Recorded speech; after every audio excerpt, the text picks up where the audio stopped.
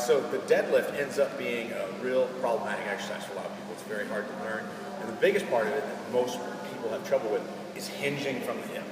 Learn to move the hip. So you go from that base rule of whatever joint bends first, those are the tissues you're going to take it. So back rolls, it's going to be your back. If you move through the hip, it's going to be in the glutes and hamstrings. If you bend the knees, chances are it's going to be your knees to take it. So whatever joint bends first, those are the tissues that are going to take it. So the hardest thing is learning how to load and keep the hips back. Again, keep that bar pretty close to you. Pulling the bar in a straight line. Shoulders back, head neutral. Shifting those hips back, hips tight. Pulling it up and through, pushing the ground away.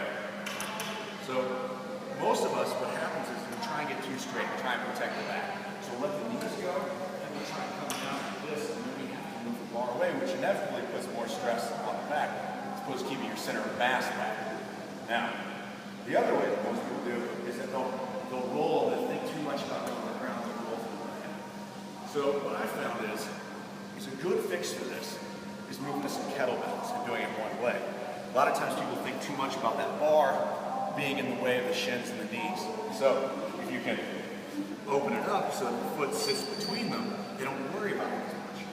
So on this, what we're going to do is we're going to line it up so the handles are right in front of the shin, basically in line with the arch of the foot.